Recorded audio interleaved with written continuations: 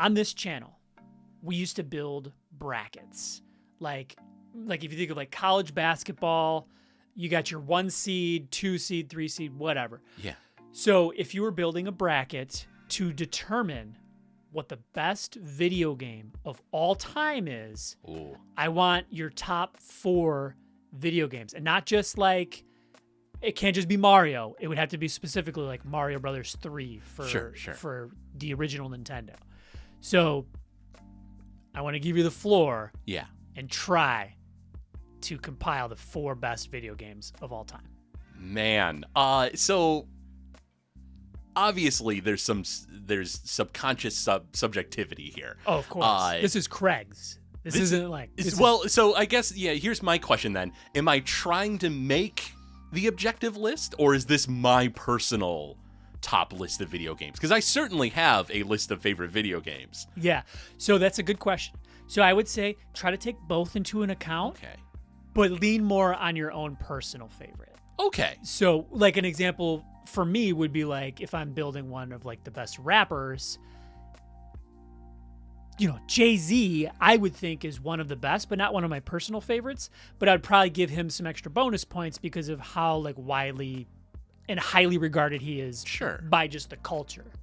Okay. So that mindset, like mostly yours, but like, you know, got to take public opinion into account a little bit. Okay. All right. So, man. So I will say one of my favorite games of all time is also what I think is the greatest game ever. There you go. It wouldn't be my number one personal pick, but I do think that it is the greatest game ever. And you were so close with Super Mario Brothers 3. I would say Super Mario World.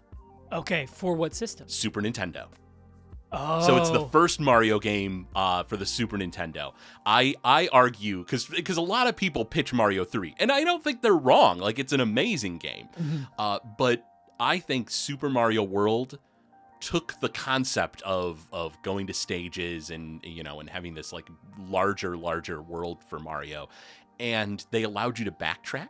Okay. They added in the ability to find hidden paths in stages, so you can go back to levels and find other areas of the game.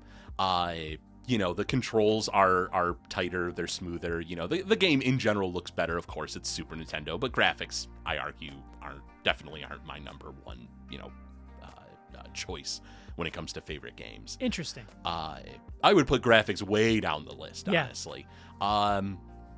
Let's see. I would throw so some other seed picks though, to just sort of like, you know, kind of toss some things out there.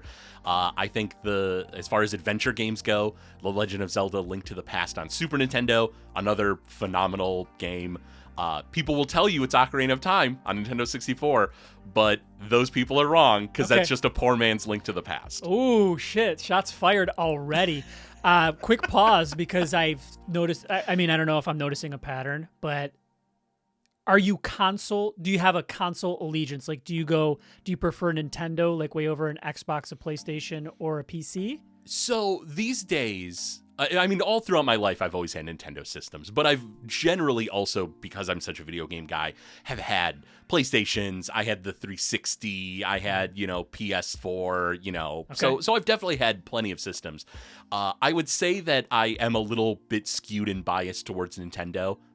I've always been a Nintendo fanboy. I'm going to admit that, you know, 100%. But I will say, as far as like, you know, some of the greatest systems ever, like, sure, I put Super Nintendo way up there, but PlayStation 1, like, it's definitely not Nintendo, but I think the original PlayStation was, I mean, as much as I love the N64, you know, especially when I was younger, like, I was like, N64 is great, look at these amazing graphics, it'll never be better. GoldenEye. Oh yeah, so good. So good.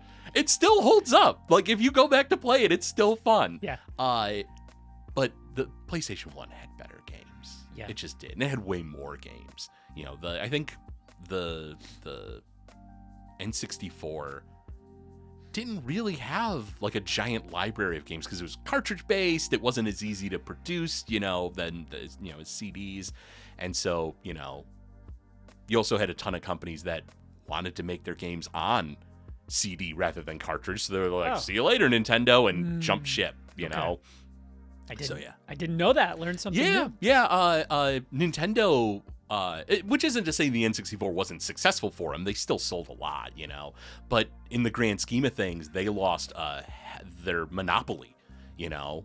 Like, Nintendo was dominating everything. Their only competitor was Sega. And even then, like, Sega Genesis was a solid system, of course. But, I mean, the sales numbers for the Super Nintendo blow it out of the water.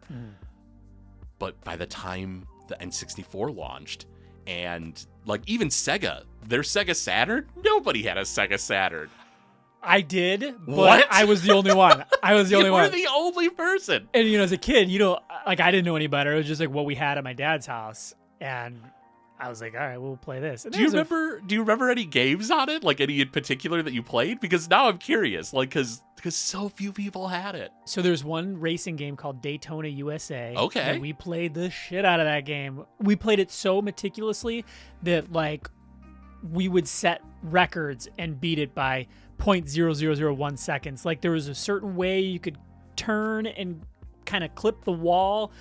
Anyways, so there's that, and then there was another kind of like cop game that I can't remember the name of that, but it was like a first person shooter, I think. Was it like game. the railgun shooter where like everything moves around you as you stand there and shoot?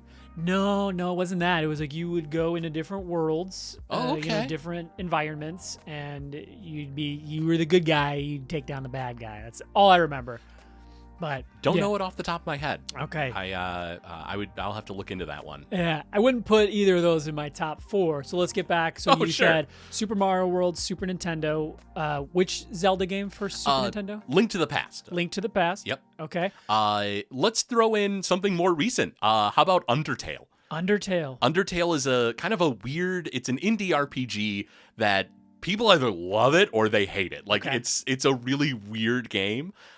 It allows you the freedom as you're playing. You can either like kill the enemies and like get experience, or you can spare them. You can try to like be friends with everyone throughout the game. And so like you have like a neutral run of the game. You have a pacifist run. You have what's called the genocide run, where like you kill everybody, and like so the story alters depending on what you do.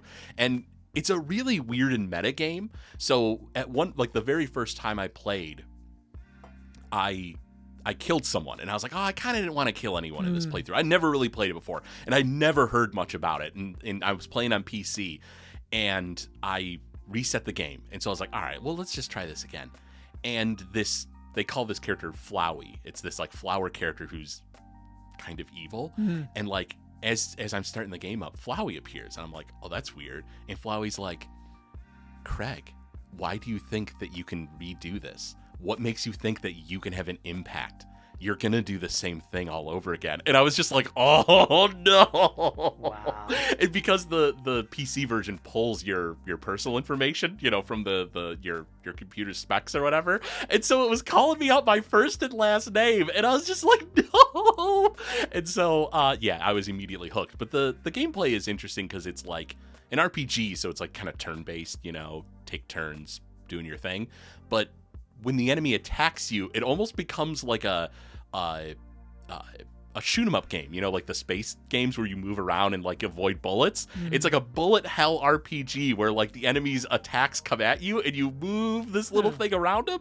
It's super weird. Let's throw that in the list. Okay. I don't know that it would be my top 4, but we'll throw it in there. Okay. And I don't know. God, I'm trying to think of something that's a little bit more accessible and isn't just another RPG, because that's what I want to pick. I just want to be like, Earthbound's the #1 game ever. Maybe also Chrono Trigger. Maybe also Final Fantasy VI. All these other, because that's my favorite genre. Okay. RPGs? RPGs. Okay. Yeah. That's especially the old school stuff. Cool. Screw it. Chrono Trigger. Let's throw that in. Sweet. Yeah, mine are so my top 4, like they're very like mainstream game. Like I said, I'm not much of a gamer, but I grew up on the Super Mario Brothers on Nintendo, so third one's my favorite. So I have to go Super it's a great Mario game. Bros. 3. And then we got a Sega, and my probably go-to game for there was just like the original Mortal Kombat I'd always shred with Sub-Zero at a very young age. Probably shouldn't have been playing it. No, you probably shouldn't. No, and then speaking of shouldn't have been playing it, 8th grade Grand Theft Auto 3. Ah, yes. Definitely should have been playing that. So I'll make 3 of my 4. And then with the last spot, I want to throw in Grand Theft Auto 5 or Call of Duty Modern Warfare. But I'm going to go with Astrobot. Have you played Astrobot? Oh, that's the new platformer game for PS5 or whatever, right? Exactly. I've heard good things, but I've not played it. Mind blower. I got it for my kid, and he loves it. I love it. Will, like, he's 6, so it should be like, you play, I'll watch. But I'm like, I find myself being like, let me play. Like, I want to get in. Give me that this. controller, it's kid. It's so fun. Like, it's just crazy stuff. Like, I've talked about it on here several times. It's a mind blower. So, yeah, those would be my 4. But no Vice City. No Vice City. I didn't. I kind of got GTA'd out after the 3rd one. That's fair. I did get Vice City, but I didn't play it that much. So there was a gap. GTA, then there was Vice City, and then like San Andreas. Mm-hmm. Those ones I didn't really play that much, and I didn't get back into like the gaming until, well, I played a little in college. I played the Call of Duty. Oh, sure. First person shooter, and then I got injured about 7 or 8 years ago. My leg, I couldn't really walk around, so my go-to, my roommate had Grand Theft Auto 5 for PS4, but I've recently gotten PS5 for my son, so I just bought it, and I've been I ran the streets a little bit last night. So you got it for yourself, and your son just plays it, right? Well, Grand Theft Auto, yes. PlayStation, yeah, I got it for him. We got it for him. We got it for Christmas. It was used. I was still rocking a PS3. Oh, dang. Yeah, I was still rocking a PS3. That's how much of a gamer I am not.